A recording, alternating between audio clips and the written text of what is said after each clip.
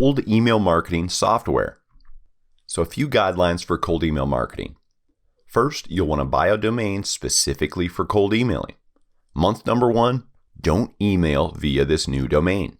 Domain age is a key factor in minimizing the chance of landing in spam email folders. Month number 2, launch an email warming up campaign to legitimize your domain in the eyes of spam filters. Finally, month 3, you can start cold emailing, but don't send more than 50 emails per day from this new domain. You can only cold email unsolicited marketing to B2B or business to business if you provide the business an option to unsubscribe from your emails. For email marketing individuals, you need consent per current spam laws. We suggest collecting opted-in users via software like ConvertKit, Lead Pages, or ClickFunnels. When you download this PDF, click this hyperlink to go to our landing pages tutorial. At coursenvy.com/what-is-a-landing-page. On this page, we break down how to create a landing page and all the top solutions: Lead Pages, ClickFunnels, Webflow, ConvertKit, and so on. So first off, create a cold email domain. Never cold email from your main brand domain. With the potential for being flagged as spam, you don't want to hurt your main URL's reputation in Google search results and deliverability for your everyday business emails. So only cold email market from your specific cold email domain. For example, our main domain is Coursenvy.com, but our cold email domain is envyads.com. So it's similar, it includes our brand and includes what we do. Your cold email domain can be anything, but I like to be similar or pretty close to our main domain name. Month number 1, domain aging. So first, purchase your cold email domain and workspace. One requirement for cold email marketing is using Google Domains and Google Workspace. Google's default email records are exactly what you need to avoid spam filters. This includes the SPF, Sender Policy Framework, and DKIM, Domain Keys Identified Mail. Not all mail hosting services offer this, so using Google Workspace is required for cold email. So to do this, navigate to domains.google.com. So at domains.google.com, search for a cold email domain name similar to your main domain name, add that domain to your cart, then click the cart icon in the top right to check out. As you can see, we did Coursenvy ads, very similar. Add to cart. While checking out, make sure to toggle on this checkbox, Google Workspace. This enables that SPF and DKIM email records we need for optimal email deliverability from this URL. Plus, enabling this gives us the option to email and work via Gmail, a very user-friendly email interface. So scroll down. As you can see, we have Google Workspace checkbox. Here, input our name and our username for this cold email domain. So I selected info. So it'll be info@coursenvyads.com. One more thing to make sure to check mark here is that allow this account to manage domain settings. This is so I can set a redirect for the DNS. I'll show you in a second here. So complete your checkout. Once you pay for your domain and you're in this Google Workspace, click the DNS option in the left sidebar. Again, we're at domains.google.com. So this is that managing domains option. So under DNS, scroll down to the domain forward section. Under the domain forward section, click manage, then type in the main URL and select permanent redirect 301 for the redirect type. So for this example, our cold email domain, envyads.com, redirects to our main domain if someone types it into a browser. So they type in envyads.com, it will permanently redirect 301 to coursenvy.com. But I can email via envyads without worry of hurting coursenvy.com. Month number 2, warm up your domain. Warm up your cold email domain using our partner email warm-up service. This automatically raises your email sending reputation. So coursenvy.com/warmup. Once you create an account here, on this home screen of inboxes, click that Add Inbox button to warm up your email address. What we just created, info@envyads.com. This will legitimize your domain, increase email deliverability, and minimize the chance of landing in email spam folders. So once you add your email address, click the Settings option for this email. On the settings page for this email address, click the Edit Schedule link. In this Edit Schedule pop-up, here you can see the warm-up preferences. How many do you want to send per day? What do you want your reply rate to be? This warm-up service warms up your email for you, emailing, opening these emails, responding to these emails, all with a robot, making it look like, oh, this is a very active inbox, not sending spam. The people they're sending to are opening. This is a great domain.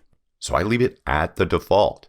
This warm-up service has it optimized. As you can see, it gives a suggested window, and all of their defaults are right down the middle.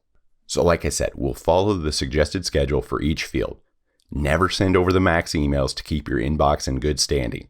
Keep your future cold emails out of spam folders. That's what that means. So we keep this email warm-up software on indefinitely for the best cold email results. So we're always trying to look good in the eyes of spam filters by having this warm-up software going on in the background, replying and opening and sending emails for us. Month number 3, begin cold emailing. Now it is time to start sending cold emails.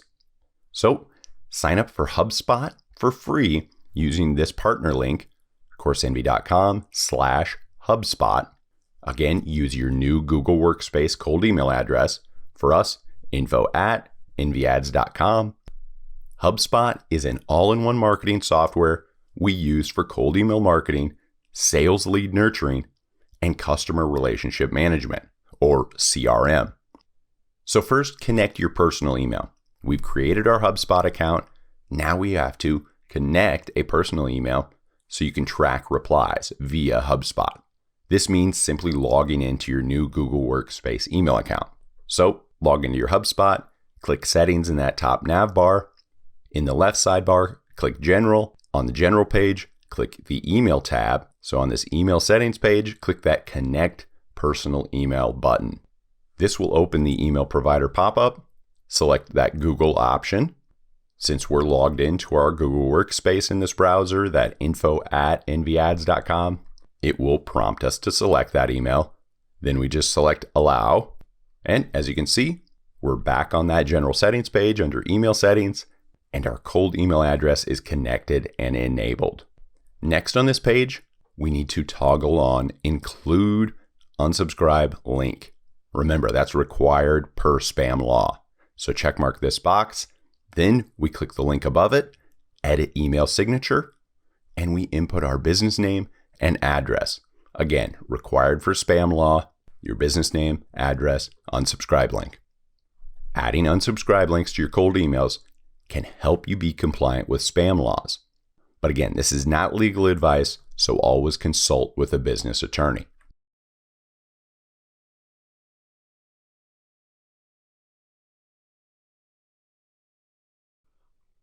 Next, we need to import contacts into our HubSpot account. So first, download a .csv file template from HubSpot. Again, when you download this PDF, you can click this link and download one of these templates. So navigate to your HubSpot contacts page. That's in the contacts menu and then contacts. On this contacts page in the top right corner, click the import button. Click the Start an Import button on this page. Select the File from Computer option. Select the One File option. Select the Multiple Objects option for how many objects you are importing. Then toggle on the Companies and Contacts for the objects you are importing. On this Upload Your Files, select a file page, upload your .csv template you've completed. On this mapping page, confirm the spreadsheet column mapping is correct. So the HubSpot property name, first name, your column header from the CSV, first name. So make sure it all matches. Finally, agree to the terms and click the Finish Import button.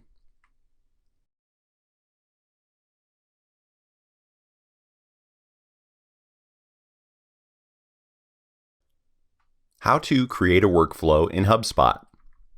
Workflow is a marketing term that refers to an automated process where emails are triggered based on set rules. I create workflows or automatic emails based on job titles. Job titles is a column in my .csv contact file upload. So let's create a workflow.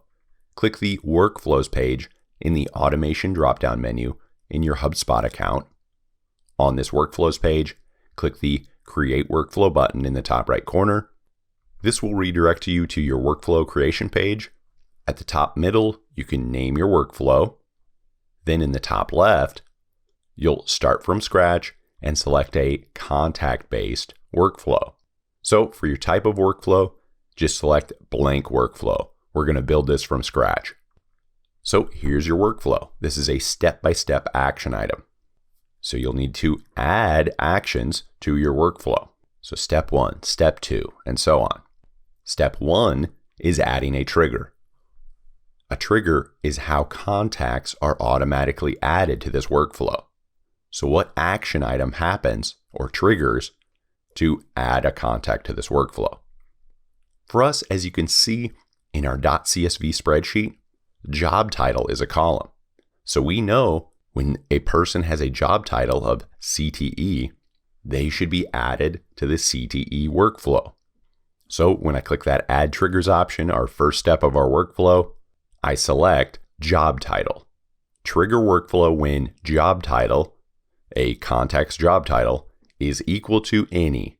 And then I type in the actual phrase from that column in my contact upload spreadsheet, which is capital CTE. And then I update that filter. So whenever a new contact is added, they're going to be automatically added to this workflow because their job title is equal to CTE. So when we upload a new contact.csv spreadsheet, if the job title column is equal to the word CTE, they will be automatically added to this email workflow. But this trigger can be anything. It could be based on name, company, upload date. Search through all these triggers and see what is right for your contact list. Now that we've set up our trigger, we need to add actions to this workflow. So I'll click that plus sign button below the trigger and below each action going forward and choose an action from this menu that pops up on the right sidebar. So as you can see, our contact enrollment trigger is job is equal to CTE. I clicked that plus button to add an action. In the right sidebar, choose an action menu. I select delay for a set amount of time. We like to set a time delay between emails so our sales emails don't all send on the same day. We want to space them out. So I've set 1 hour. After someone is added to this, in an hour, the first email will be sent. Save this action. Now our time delay action has been added to our workflow. So step 1, job title CTE. Step 2, delay for an hour. Then I click that plus sign, add an action below that. And this next action will be send email. So like I said, click that plus sign. We're adding a new action below these 2 workflow steps. And I select send email. This will be our next action. So since we've not created an email yet, in this send email menu in the right sidebar, click the create new email link. So first, name your email for internal reference. CTE number 1, we know this is our first email for job title CTE. Then complete your email content, your from name, your from address, your subject line, and then the body of your email. So a pro tip here, question in your intro email. Our highest response email number 1 is a question. You aren't selling anything, rather asking a simple question. Once a person replies to an email, they're much more likely to reply to your follow-up email, starting a conversation with them and slowly warming them up to a sale of your product or service. So for our example, hi, first name, who manages CTE at company name, ? So if it's them, they'll reply, "Oh, it's me." Or if it's not them, they'll CC intro you to the correct person. Make this first email so easy for them to reply to. Don't stuff it with thousands of words. One sentence only. So pro tip number 2 is email personalization. This is the second most important part of cold emailing. People love their name. So use it. So since this is an automated bulk email, we're not typing in everybody's name. Rather, HubSpot is pulling their first name from that spreadsheet upload you created. So we had the first name column. So I click that personalize option. I select first name, the column from my contact upload, and each email that automatically sends in this workflow will use the varying contact's actual first name and actual company name from the contact data columns in our .csv. So next, below the body of this email, again, you need to add your company info and unsubscribe link footer to your email. So click that Manage button under Email Footer. On this Manage Email Footer page, click the Edit link, add your company name and full address to the footer. Again, required for spam laws. Once you save your email footer, the default footer will appear here, along with your business address. So just click that Save Email button. And as you can see in the right sidebar, our newly created email will appear. We'll select the option, the little radio button. I select that next to CTE number 1 email. Then I click Save. And as you can see, our next action item has been added to our workflow. First, somebody with the job title CTE is uploaded to our contact list. They're added to this workflow. 1 hour later, we send them email number 1 with a personalized first name and a personalized company name. So let's publish this workflow. We can add to it later. So click that Review and Publish button in the top right corner to turn this workflow on. On this workflow review page, before turning on the workflow, scroll down to set a workflow goal. So as you can see, we've scrolled down to the contacts will be removed when they meet the following goal criteria. So if a contact reaches your goal, you don't want to keep auto emailing them. Therefore, you need to create a goal criteria so the contact is removed once they meet your goal. So that's why we select Edit next to this option. Now, the workflow goal pop-up will appear. So for this, we select Marketing Emails. Next, we select the marketing email that we want to unenroll contacts from when they reach our goal. So CTE number 1 is our email name. We'll select that. Next, we need to select our goal criteria, which will be contact replied to email. So with sales email, you want to stop the automated follow-up emails once the cold email contact has replied, because then you're going to reply in person in your own Gmail account and back and forth with this user, answer their questions, provide value, and make the sale. So once we've selected that, as you can see, contacts will be automatically unenrolled from this workflow when they meet your goal. Your goal is marketing email activity. The goal criteria is replied to email named CTE number 1. So review your workflow goal. Contacts will be automatically unenrolled from this workflow when they meet your goal, such as replied to email CTE number 1. So we're happy with this. Click the Save button. And on this workflow review page, click the Turn On button in the top right. So on this workflows page, you will see your workflow is turned on. So let's click that workflow name to view its performance. So on this workflow page, click the Performance tab to see your workflow data, such as delivery rate, open rate, click rate. As you can see, 100% of our emails have been sent, 100% delivered, but 0 have opened. But we did just send this, so we'll come back later and keep checking this. We can also view specific contact activity. To do this, navigate to the Contacts page. So top left corner, Contacts dropdown, select Contacts. On the Contacts page, select any contact name from the list. So we click this one we've uploaded. On this Contacts activity page, you can view the email activity specific to this contact. So you can see the date we sent them an email. You can see if they opened it, see if they replied, and so on. So now let's say we want to edit our email. We're not getting responses. We want to edit it. So under the marketing navbar option menu, select email. So it's on this marketing email page. We can see our past created emails. CTE number 1, for example. But say I want to create a new email. I want to create a follow-up, CTE number 2. So on this email page, click the Create Email button. So we'll choose an email type. Again, it's going to be automated because we're adding it to our current workflow, an automatic workflow. Next, we'll be prompted to select a template for this email. We see the highest deliverability with plain text emails. A plain email is no HTML, so it has a higher deliverability rate.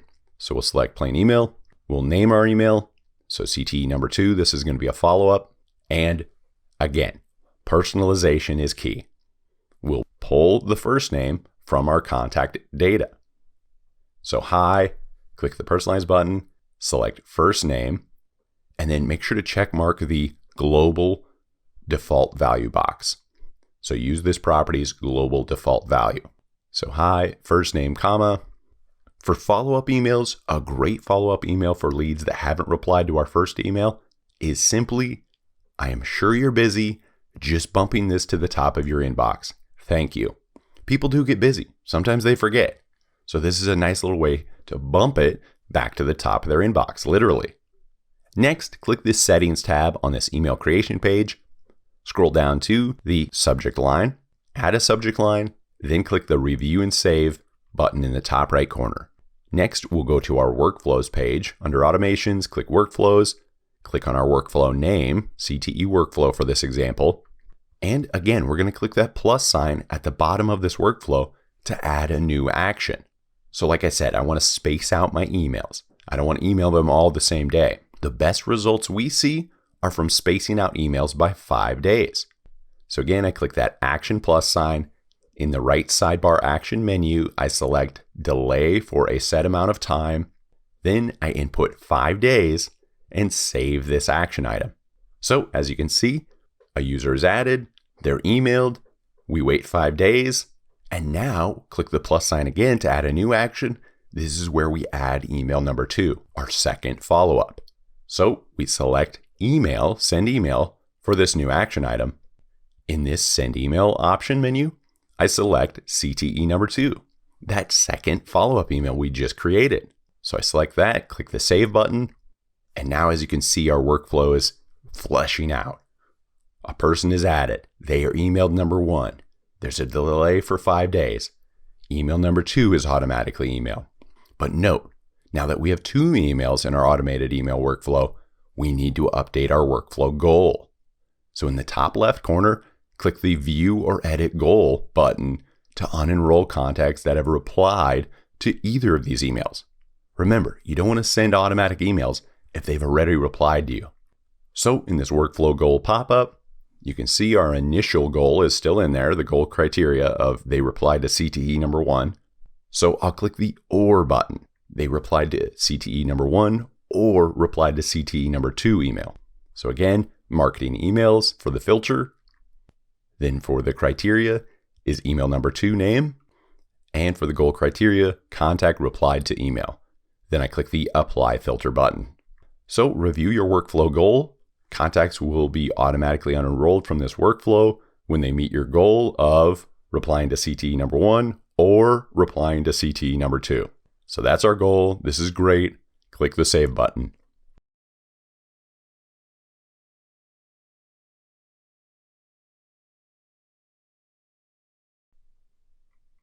Now let's walk through a HubSpot example from start to finish. So step number 1, format your spreadsheet using HubSpot's templates. Remember, only upload/send 50 emails max per day. So download that formatted .csv file from this link.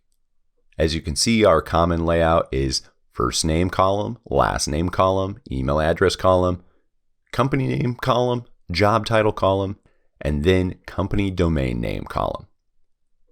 So make sure to include your workflow trigger as a column. Remember, the workflow trigger is what auto adds a contact to that workflow. For my workflow, the trigger was contact's job title equals CTE. Step number 2, navigate to your HubSpot's contact page. That's the top left menu, contacts, and then select the contacts option in the drop-down menu.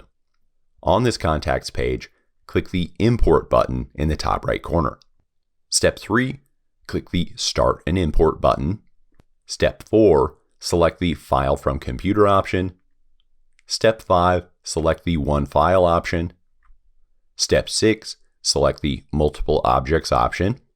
Step 7, toggle the companies and contacts option. Step 8, click the choose a file link and upload your .csv contact email list. Step 9, confirm the spreadsheet column mapping is correct. Step 10, agree to the terms and click the Finish Import button. Now let's review your workflow. Under the Automation menu, select Workflows in that drop-down menu. As you can see, our workflow updated automatically via our workflow trigger, which added this new contact list import to the workflow. I added 48 people. So now you can see total enrolled 49. So now on this workflows page, click the workflow name. So CT workflow. And here we can review our workflow performance. We'll click that performance tab on this workflow page. And here we'll review our email data, such as delivered percentage, open percentage, clicked percentage. So make sure to check your Gmail workspace email inbox connected with your HubSpot account to see the actual replies from people. How to build email lists. So to build out these contact email lists or sales pipeline, we use ZoomInfo's portfolio of constantly updated company contact data. So go to Coursenvy.com/ZoomInfo, and it's kind of like a LinkedIn meets Google.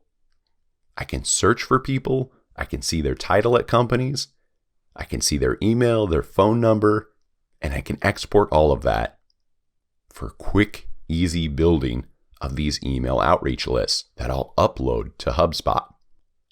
Now, our team at Coursenvy will also create these email lead lists for you, as well as manage any of your marketing campaigns, whether that's Google ads, YouTube ads, Facebook ads. So feel free to reach out to us with questions, info@coursenvy.com, and check out our services, coursenvy.com/services. How to write cold emails. So like we mentioned to you, opening with email number 1 being a question is our highest response rate. Then email number 2, following up, saying, hey, bumping this to the top of your inbox. I know you're busy. It's as simple as that. But if you want to get more detailed, add more personalization, there's a lot of great templates out there.